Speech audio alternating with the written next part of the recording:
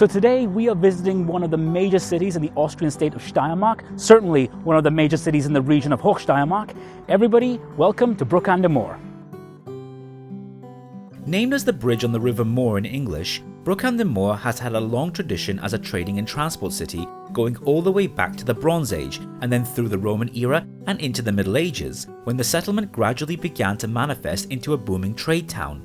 In the 10th century, a Slavic settlement known as Muorica Kimundi are said to have lived in the area that is now believed to be near to the current-day city centre. But it wasn't until the 13th century when the city became known as an oppidum, and with that, in 1263, King Ottokar II of Bohemia founded the city of Bruck an der Moor, thus making it one of the oldest in Austria. Ottokar II saw the location as favourable, as it was at the confluence of the Moor and Murz rivers, while also being at the foot of a fortifiable mountain. He then proceeded to exchange land and money with the Admont Abbey, located in today's district of Lietzen. He then laid out the current city centre and surrounded it with its medieval wall. In 1277, Ottokar II's successor, King Rudolf von Habsburg, provided Bruck with its city privileges, and with that, it became an important medieval trade centre specialising in ironworks. The main square of Bruck an der Moor is believed to be the second largest in Austria, but even more interesting are the historical relics that define the city's heritage that contribute to characterising it. The influential and wealthy Cornmesser and Pergel families, along with their building businesses, contributed to much of the city's landscape during the 15th and 16th centuries. So one of the most renowned landmarks in the city of Bruck an der Moor is the building behind me, the Cornmesser House, built between the late 15th century and the early 16th century. For a brief period in the early 17th century, the city administration bought the building and used it as a town hall for several years.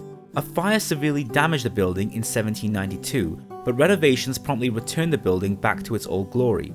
It is this building that has given Bruck an der Moor the nickname of Kornmesserstadt.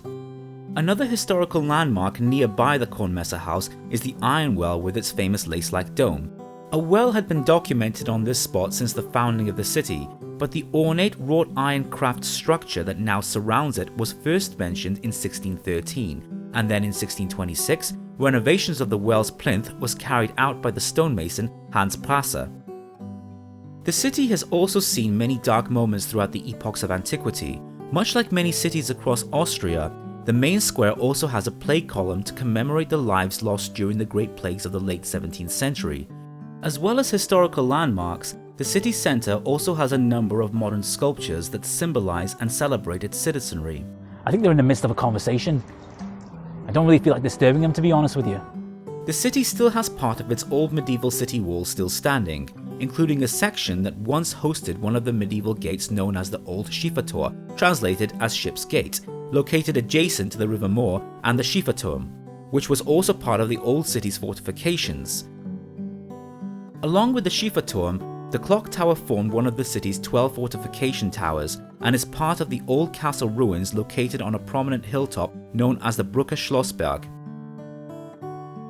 The castle, known as the Burg Landskron, was built around the mid-13th century as a means of augmenting the city's security. In 1626, the city acquired the Burg Landskron from Emperor Ferdinand II, the Habsburg ruler of the Holy Roman Empire. Sadly, during the Great Fire of 1792, much of the castle fell into complete ruin and its stones were used to rebuild the city. So just to get a little bit of nature in today, we're now going to go for a walk through the valley of Vidental. A short walk up the hill of the Vidental, with a stream on one side and woody forests on the other, visitors can pay a visit to the welcoming Naturschutzzentrum, or as we would say in English, a nature conservation centre. This quaint little part of the city, with its wonderful wildlife, preservation initiatives and countryside feel, is a highly interesting and relaxing place to visit. It is also very family friendly and gives both adults and children enough to be both entertained and informed at the same time. The area also provides a number of different trekking routes for those who fancy hiking in the area around Bruck an der Moor, many of which will provide plenty more opportunities to get in touch with the local flora and fauna, as well as the landscape. Bruck an der Moor is a fascinating city with so much history, culture and nature to see and appreciate, and as someone who loves both history and nature, I find it to be one of Austria's most captivating gems.